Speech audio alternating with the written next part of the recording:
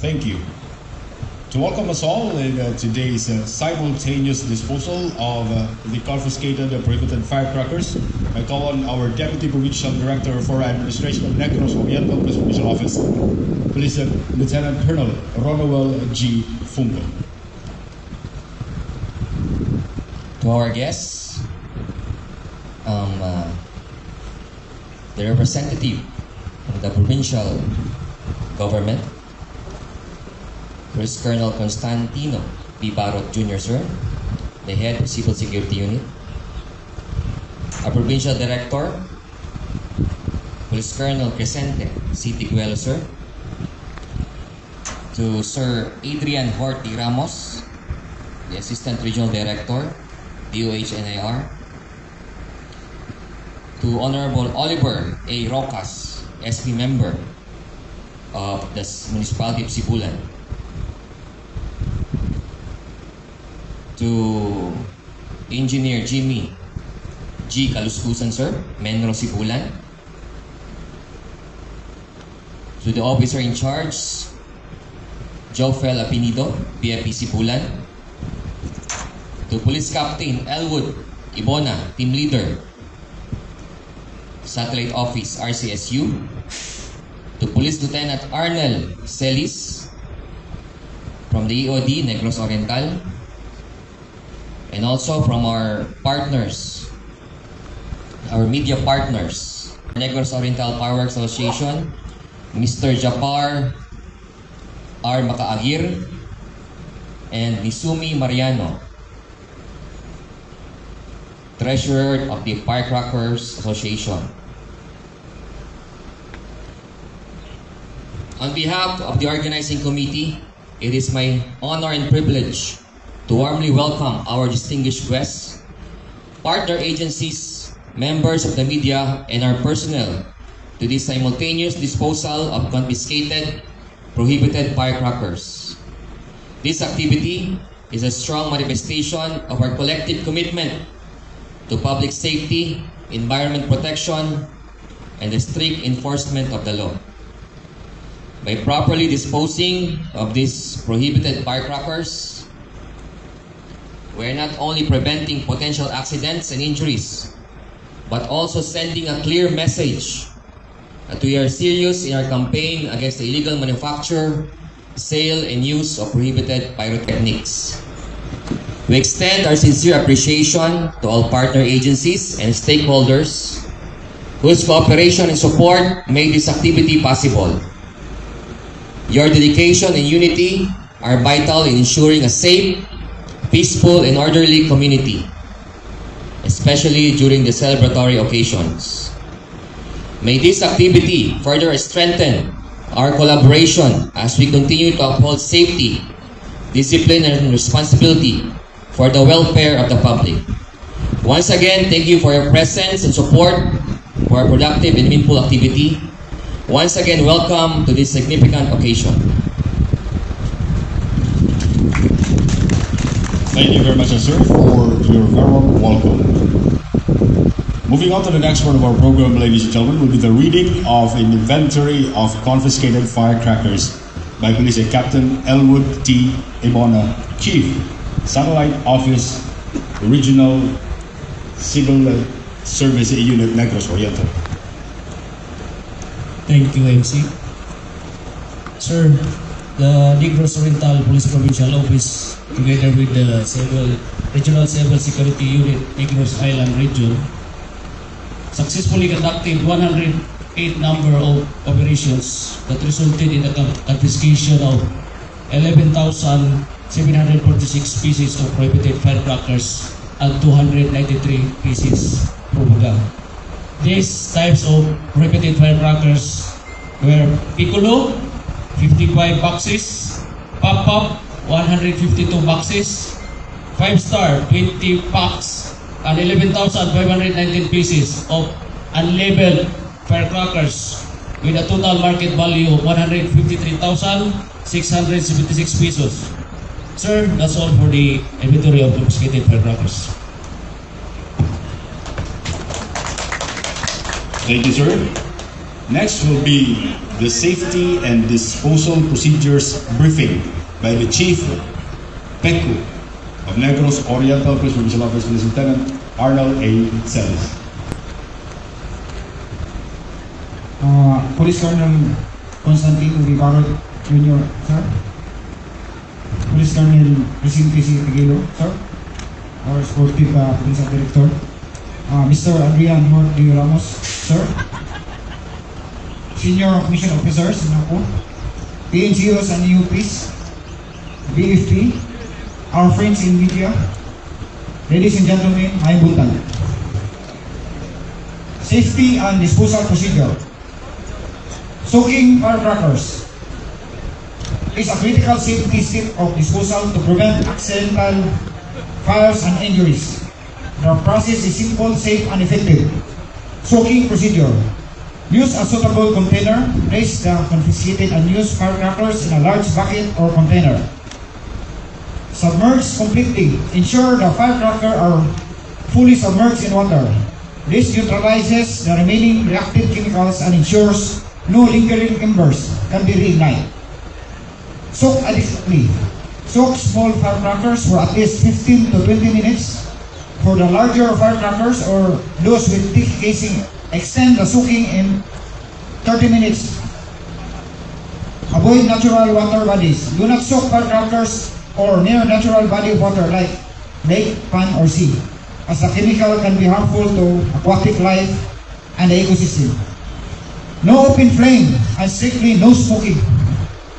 Disposal personnel without protective gear should not engage themselves downrange. No horseplay and running allowed. Security and emergency personnel must be at designated standby safety area, as well as our friends in media and other witnesses.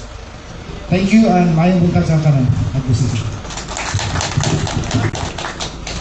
Thank you very much, sir, for the safety and disposal procedures briefing. Now, ladies and gentlemen, we now hear a message from our Provincial Director of Negros Oriental Police Provincial Office, Police Colonel Crisente C. Tigual.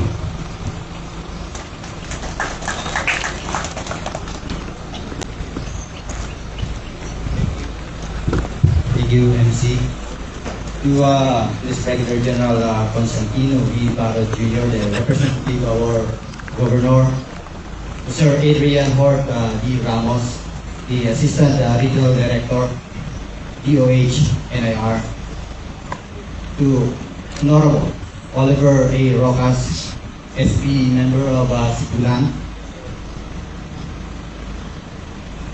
to the members of our valued partners, the media, mentioned earlier, to all PNP members of NORCO headed by Lieutenant Colonel Congo, everyone here, good morning. In support to the data given by our Chief PECU, I report also that from December 2021 to January 6, 2026, NORCO conducted drug operations totaling to 42, which resulted in the confiscation of more than 800 grams of Shabu worth 5.4 million. We also conducted operations on warrant, which resulted in the arrest of 48 persons. Out of 30 injuries as reported by our DOH NIR. No incidental complications. As the holiday season has concluded, we reflect on the successful and significant celebrations of the year. I am proud to say that the recent Christmas and the New Year festivities stand as among the most peaceful, orderly, and safe celebrations ever achieved by Negros Oriental Police Provincial Office. This success would not be possible without the unwavering support and commendable cooperation of our local government units and partner agencies, who consistently extended their full assistance in maintaining peace and order and in ensuring the safety of our communities, especially during the recently concluded Yuletide season. Equally vital is the cooperation and discipline of our community members in observing the law, an essential factor in preventing firecracker-related incidents and in sustaining a safe and peaceful environment for all the residents. In line with these efforts, we once again emphasize the importance of responsible and cautious behavior during celebrations, particularly the use of firecrackers, improvised devices and similar items commonly used during the New Year and other activities. We strongly reiterate the dangers and strict prohibitions surrounding these hazardous materials. The ongoing disposal of confiscated firecrackers and improvised devices is a proactive measure to eliminate risks and to ensure the highest level of safety we can provide to the people of this province. These gatherings serve as a timely reminder of the serious dangers posed by the prohibited firecrackers, pyrotechnic devices, and improvised explosives such as bomba, which have been associated with injuries, destructive fires, and loss of life. Today's activity stands as a clear manifestation of the Negros Oriental Police Provincial Office's sustained efforts and continuing commitment to protecting our communities, especially during festive seasons, when the use of firecrackers traditionally increases. In conclusion, let us allow the success of this peaceful and safe holiday celebration to inspire us to remain vigilant, disciplined, and united throughout the year. The NORPO will continue to uphold the law, strengthen partnerships, and serve the public with dedication and integrity. With the sustained support of our stakeholders and the cooperation of the community, we can continue to ensure that Negros Oriental remains a safe, peaceful, and progressive province for all. Thank you, and we all continue to work together in safeguarding our communities. Thank you very much, sir, for your message.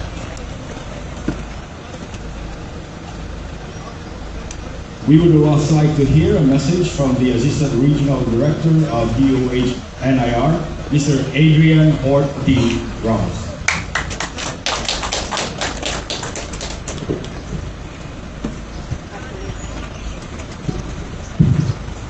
To our Provincial Director Vicente Tigueno, representative from the Provincial Government of Negros Oriental, as well as of the local government unit of Sibulan, our media partners and other stakeholders, members of the our PNP and PFP who are present here. Maayong aga, maayong buntag, and good morning to each and everyone. Morning. This simulation disposal of confiscated prohibited firecrackers marks the culmination of our intensified operations this holiday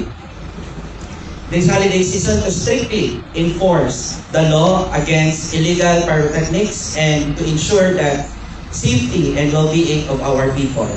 This activity sends a strong message that public safety remains our top priority, especially during these times of celebration.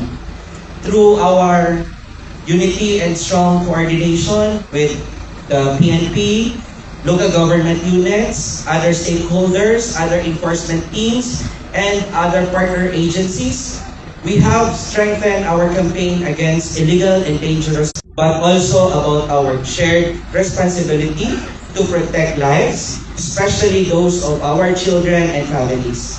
Through our continuous enforcement, public awareness, and community engagement, we aim to further strengthen our campaign and partnership this year, 2026, so that compliance becomes a shared responsibility.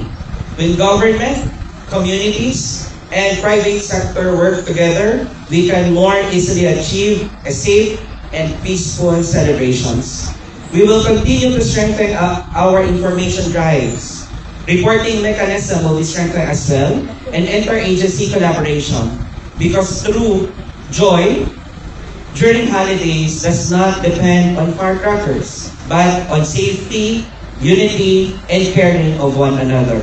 With our sustained partnership, our campaign against illegal pyrotechnics will be stronger and more effective this year, and the years to come. Dahil sa bagong Pilipinas, bawat buhay po ay mahalaga. Magandang umaga po sa ating lahat. Thank you very much, sir, for your message.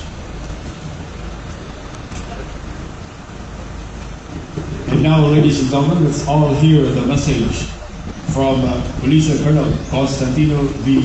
Bauer Jr., Civil Security Unit, Negros Oriental.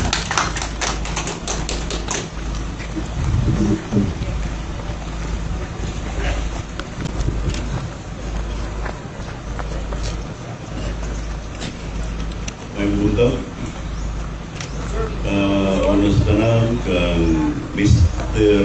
Adrian Borg Ramos, sir, the Assistant Regional Director of Heroes Ninayar. Of course, to my worthy brother, the very snappy Provincial Director, Colonel Grace, Colonel Noel, Joel Jameri, atong mga pinasidunggang dinapit usap, no? Si Honorable Oliver Rojas, sir, Engineer Jimmy Caluscosan, Fire Inspector Dominic Duran, represented by SFO3 Jufel Avenido, Captain Elwood Ibona, Lieutenant Arnel Celis, our friends from the media. I want to mention everybody, but I think to name a few, my very good friend Joy Gagliarte, no? And Ma'am Judy Paltro, and then friend si Atuan Chairman Turman Japar, si Nusini Mariano, and Aminuddin Mapandi. To everybody, to all the personnel of NOR PPO, good morning. No, sa pag-welcome sa 2026. For many, January 1st was a day of celebration. But for those of us attending this ceremony here today, January 7th is a day of accountability. We are gathered here for the proper disposal of confiscated firecrackers. These items were once sold as celebration, but in reality, they are small, unstable agents of destruction. By confiscating and properly destroying them today, we are not just disposing of chemicals and paper. We are preventing fires, we are saving lives, and we are quite literally protecting lives. The destruction caused by firecrackers doesn't always happen in a single explosion. It happens in three ways. First, physical harm. Every item we dispose of today represents a potential emergency room visit. By taking this off the streets, we have assured that someone's child or neighbor didn't become a statistic for this year. Second, environmental poisoning. When firecrackers are set off, they release heavy metals like lead and copper into our air. Even worse, when they are disposed of improperly, thrown in the trash or left in the rain, they leak toxic chemicals into our south and groundwater. That is why this proper disposal ceremony is so vital. Number three, and last, community trauma. The noise pollution and the risk of fire create a sense of fear rather than a sense of peace. As we watch these items being neutralized today, let it be a powerful visual metaphor for how we should handle the rest of our year. True celebration should not be measured by the volume of a blast or the height of a flame. It should be measured by the safety of our homes and the health of our environment.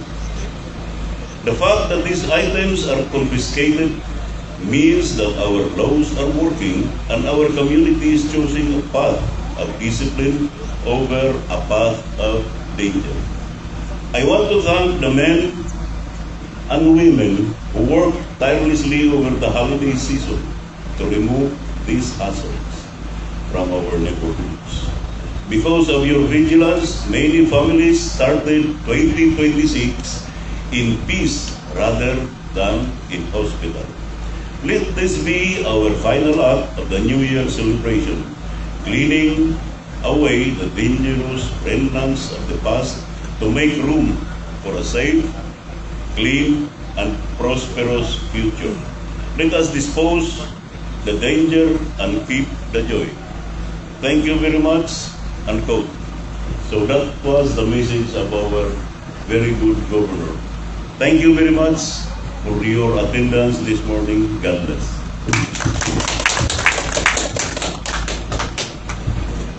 Thank you very much, sir, for your message. That ends the first part of our program, ladies and gentlemen. Now we proceed to the second part, the ceremonial disposal proper of the confiscated prohibited firecrackers. And surgical gloves will be distributed as part of the briefing a while ago. We need to protect ourselves for the harmful chemical possessed by the firecrackers. So for those who would like to join the disposal, please have yourself available gloves here distributed by our ushers. Now may call on our Provincial Director, Mr. Colonel Igalo, our Assistant Regional Director, DOH-ANR, Mr. Adrian Hort D. Ramos, and Senior Security Unit Member, Mr. Colonel Constantino V. Barro, for the ceremonial disposal proper, together with the Norco staff, Chief Sapo, RCSU of Negros Oriental, Chief Peco, representative from the Bureau of Fire, representative from the LGU of Sibulan, media representative, DOH representative, DENR representative, and representative from the Negros Oriental Fireworks Association. Sir Jafar, sir, you can join the proper disposal. May taga-Becom bigay ng fireworks. Bigay na sa kanila. Pasok mo na sila yung interest. Oo.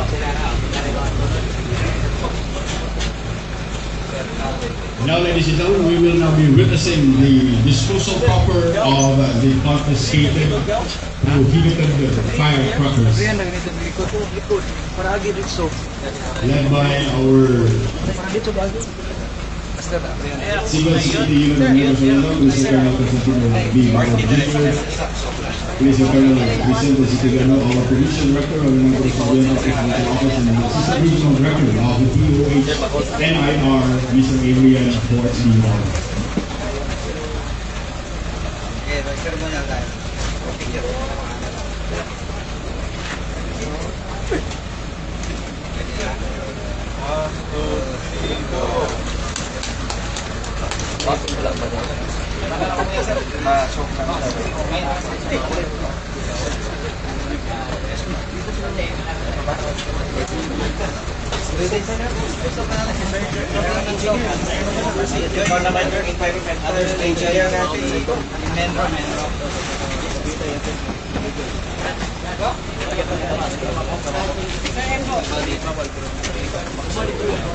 Oh, pwede na. Ito sa ano? Bigas.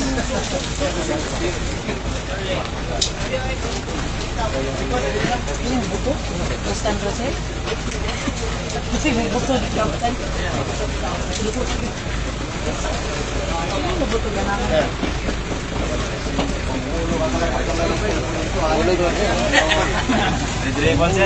So while the disposal of the confiscated firecracker is ongoing, may I request Once again, our Civil Security Unit of Negros Oriental, Police Colonel Representative Rivaro Jr., Police Colonel Vicente Sitigan, Provincial Director of Negros Oriental Provincial Office, and Assistant Regional Director, DOH NIR, Mr. Adrian Ford de Ramos, to proceed for the destruction of the boga, confiscated boga.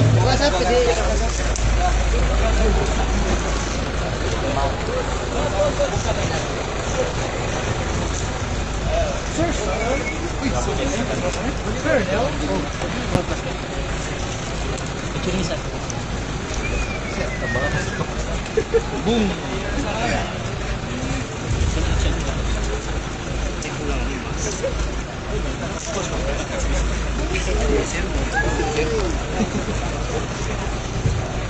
Now, ladies and gentlemen, we will also be witnessing the destruction of the confiscated boga during the celebration of the Christmas and New Year.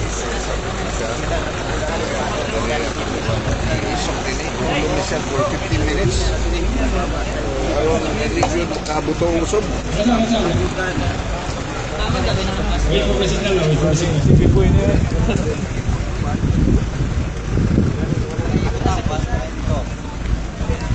Mas gamay siya. Pin. Kaya man ang laton sa laton sa ligsa. Yung latigon ba na ba? Tinggal. Okay, before we start, and go!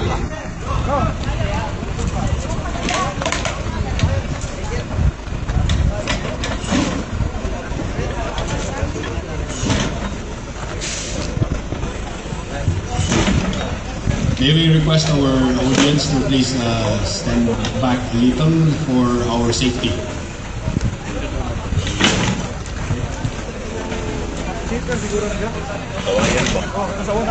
Kawayan ba? Kanyon?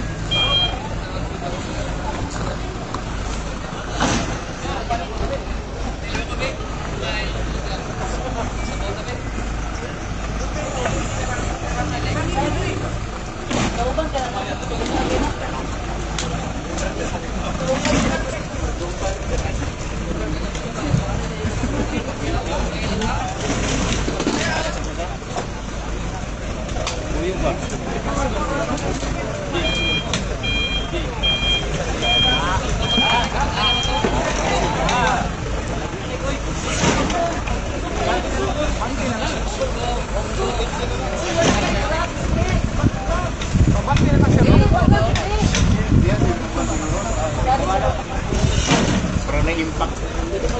Wala di ko kagikot. Kabalo ko. Wala na yan. Ang pagawa sa lahat ng mga ayan eh. Sa kabalo mawala ka na. Kaya uyog it sa niyo. Uyog ko. Ano binigay?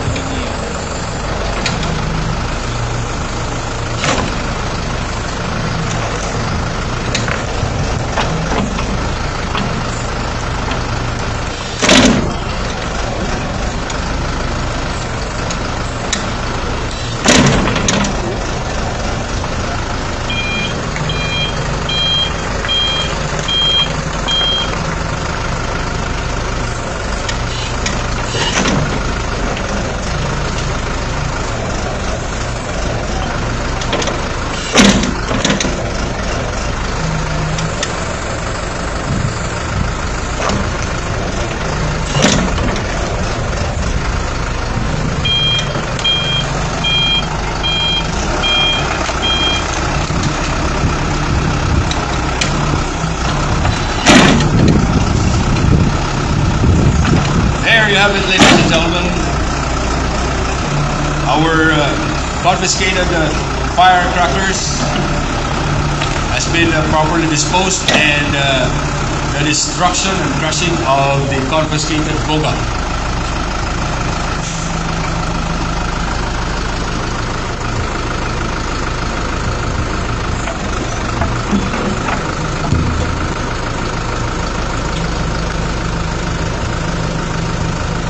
And that concludes our simultaneous disposal of confiscated prohibited firecrackers here at the Negros Oriental Police Provincial Office, together with Police Colonel Constantino B. Barot Jr., retired PNP, our Civil Security Unit Chief of the Province of Negros Oriental, the Assistant Regional Director of DOH, Mr. Adrian Hort D. Ramos, and of course, our very own Provincial Director of the Negros Oriental Police Provincial Office, Police Colonel Crisente C. Tigalo.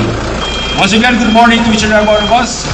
Thank you very much for coming and witnessing the simultaneous disposal of the confiscated prohibited firecrackers here at the Negros Oriental Police Provincial Office. Once again, good morning to each and every one of us. God bless us all, and may the power be with you.